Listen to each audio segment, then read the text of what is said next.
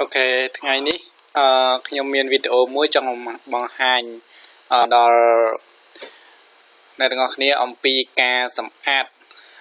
dry C របស់ computer យើងឬក៏សម្អាតនៅ system របស់ computer យើងតែម្ដងហើយជាជំហានដំបូងយើងដើម្បីសម្អាតទៅលើ system ប្រព័ន្ធ dry C របស់ computer យើងគឺយើងចុចទៅលើ start menu ហើយបូក O អូខេដល់ពេលយើងចុច start menu បូក O រួចហើយក៏វាចេញផ្ទាំងបែបនេះវាចេញផ្ទាំង run មកឲ្យយើងឃើញវាមាន tab the name of the group program folder document or internet អញ្ចឹងការដែលយើងសម្អាតប្រព័ន្ធ system របស់ computer របស់យើងគឺវាសម្អាតទៅលើកម្មវិធីបែបហ្នឹងសម្អាតទៅលើ Windows ដែលយើងបើកមកវាមានលក្ខណៈមិន update យូរវា update យូរអញ្ចឹងគឺយើងវាដោយសារតែមានប្រព័ន្ធ system របស់វាមានមេរោគអញ្ចឹងធ្វើឲ្យមានការអាក់ខាននៃការបើកអញ្ចឹងបន្ទាប់ពីយើងឃើញផ្ទាំងចេញបែបនេះហើយគឺយើងលុបពាក្យនឹងចេញហើយយើងចុចពាក្យថាភាគរយ temp ភាគរយបូកភាគរយទៀតអញ្ចឹងដើម្បីយើងចុចអញ្ចឹងបានគឺយើងចុច shift បូកនឹងភាគរយតែជិះចុច shift បូកភាគរយអញ្ចឹងហើយគឺយើងវាយពាក្យ temp ហើយភាគរយទៀតចូលប៉ុន្តែនេះគឺខ្ញុំបានសម្អាតម្ដងហើយពាក្យហ្នឹងគឺវាជាប់នៅក្នុង computer របស់ខ្ញុំតែម្ដងអញ្ចឹងខ្ញុំសូមចុចវាអូខេដល់យើងចុចវាចូលក្នុង colon open ហ្នឹងហើយគឺយើងចុច OK អញ្ចឹងចេញ OK គឺត្រង់ចំណុចនេះវាមាន hand our player ហើយ client កន្លែងនេះគឺមានជាច្រើនទៀតដែលចេញមកប៉ុន្តែច្រើនយ៉ាងណាគឺវាមានលក្ខណៈងាយស្រួលគ្រាន់តែយើងចុច control បូកអក្សរ A ទៅវានឹង select control បូកអក្សរ A គឺយើងចុចដើម្បី select ទៅដល់ផ្ទាំងចេញមកឬមេរោគដែលចេញមកទាំងអស់ហ្នឹង select ទាំងអស់ដើម្បីលុបចោលហើយគឺយើងចុច mouse ស្ដាំចុច select ហើយយើងចុច mouse ស្ដាំលើវាហើយយកពាក្យ delete អូខេដល់ពេលយើង delete អស់ហើយវាចេញ this folder is empty វាមានន័យថាយើងលុបអស់ហើយប៉ុន្តែលុបមិនមែនលុបកម្មវិធីអីទៅដល់ program អីនៅក្នុង computer យើងទេគឺលុបមេរោគឬក៏កម្មវិធីដែលយើងប្រើសោះយើងមិនបាន clean វាអស់អញ្ចឹងយើងអាចចុច close បានអូខេដល់ពេលចុច close ហើយគឺយើងចុច start menu បូក O ម្ដងទៀត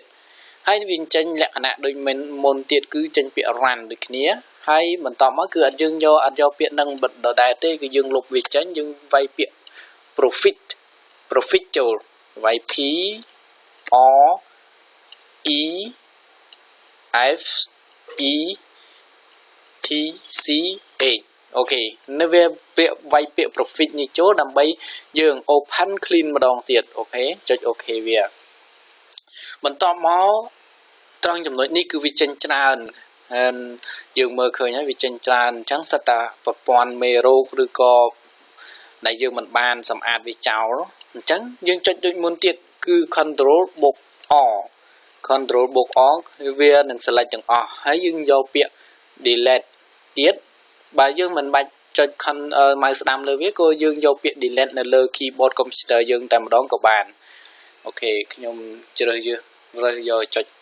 mouse ស្ដាំលើវាហើយយើងសម្អាតវាអស់ហើយយើងលុបវាអស់ហើយគឺក្នុង folder របស់យើងគឺអស់អញ្ចឹងហើយគឺយើងមិនតន់រួចរាល់ទេគឺយើងមិនថាហ្នឹងគឺយើងអត់ close វាទេគឺយើងចូលមកកន្លែង dry C local disk dry C ហើយយើងចុច mouse ស្ដាំលើវានឹងចេញផ្ទាំង expand បន្ទាប់មកយើងចុះមកក្រោមមកមានពាក្យ property មួយនៅខាងក្រោមគេបង្អស់យើងយកពាក្យ property ហើយវាមានពាក្យ disk clean វាមានអាចកន្លែង general ហ្នឹងគឺវាមានពាក្យ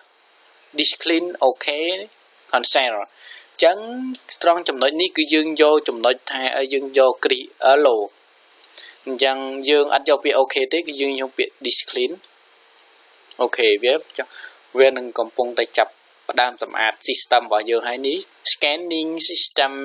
error memory depth file អញ្ចឹងយើង close វាយើង close អានេះចោលបានហើយយើង close វាចោលហើយបន្ទាប់ពីយើងចុច disk clean មកវានឹងចេញផ្ទាំងបែបនេះសូមបញ្ជាក់ផងដែរថាកន្លែងចំណុចនេះ កន្លែងចំណុចដែលវាមានគ្រីសនេះជួនកាលកុំព្យូទ័ររបស់លោកអ្នកមិនដែលសម្អាតវាមិនវាអត់ចេញលក្ខណៈថាគ្រីសទាំងអស់អញ្ចឹងទេអញ្ចឹងបើសិនតំណឹងអត់គ្រីសអញ្ចឹងគឺយើងត្រូវការគ្រីសឲ្យអស់គ្រីសឲ្យអស់កន្លងហើយបន្ទាប់មកគឺយើងអត់យកពាក្យ OK អត់យកពាក្យ view file អត់យកពាក្យ cancel ទេគឺយើងយកពាក្យថា clean up system file អូខេចុចលើវាទៅវានឹងចេញលក្ខណៈបែបនេះវានឹងចេញលក្ខណៈ this clean up វាកំពុងតែសម្អាតហើយយើងបើសាច់គឺយើងអាច refresh ឲ្យវាមានលក្ខណៈដើរលឿនដោយសារ computer វាដែលយើងមិនដែលសម្អាតគឺវាមានលក្ខណៈមេរោគច្រើនពិសេសគឺវាឆ្លងមកតាម modem មកតាមផ្សេងដូចជាយើង connect ជាមួយនឹងដោយទូរស័ព្ទរបស់យើងអីជាដើម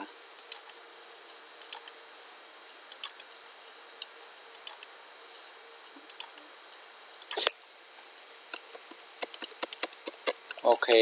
វាមានលក្ខណៈយូរបន្តិចហើយពីព្រោះ computer របស់យើងកាលណាយើងដូចតែម៉ាស៊ីនអញ្ចឹងគឺយើងប្រើមិនដែលបដូរប្រេងបាតអីគឺមានលក្ខណៈតាំងមានលក្ខណៈធ្វើឆាប់ខូចម៉ាស៊ីនម៉ាស៊ីនឡានម៉ាស៊ីនម៉ូតូដូចគ្នាអញ្ចឹង computer យើងក៏ដូចគ្នាកាលណាយើងប្រើអត់ថែម៉ាស៊ីនគឺវាមានលក្ខណៈនឹងឆាប់គាំងឬក៏ពិបាកនៅក្នុងការវាយអត្ថបទអីមួយអញ្ចឹងទៅគឺវាមានលក្ខណៈស្កប់អាប់អញ្ចឹងទៅ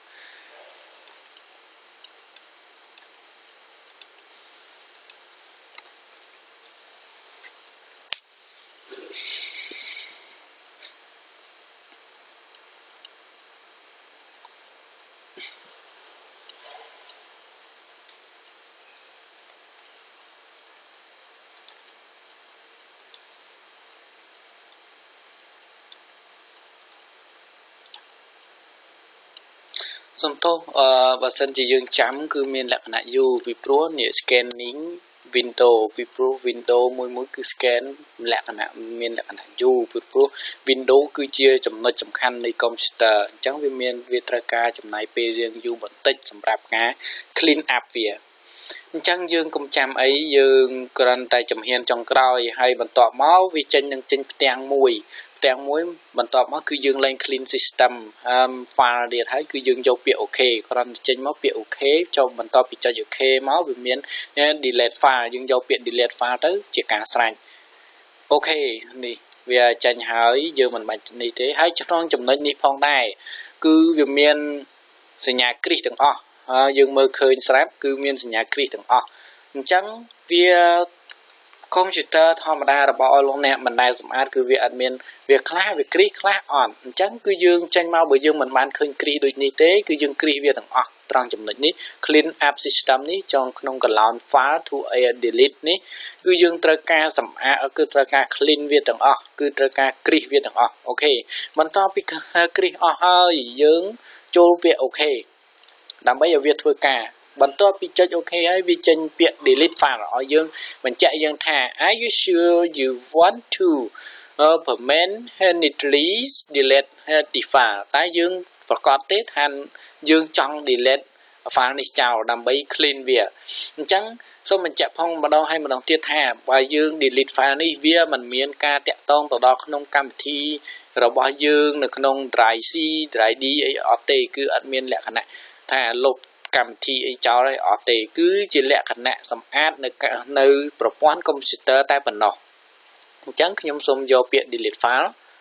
អូខេវានឹងចេញបែបនេះបន្ទាប់នឹងចេញបែបនេះហើយគឺ delete អស់ហើយគឺយើង close វាធម្មតាគឺយើងចុច close វាធម្មតាវាកំពុងចាប់ផ្ដើមប៉ុន្តែលើកនេះប្រហែលជារៀងយូរជាងលើកមុនទៅទៀតដោយសារការសម្អាតចុងក្រោយគឺជាការសម្អាតទីបញ្ចប់អញ្ចឹងវាត្រូវការពេលវេលា update cleaning របស់វាគឺរៀងយូរបន្តិចអរគុណសម្រាប់ការទស្សនាវីដេអូ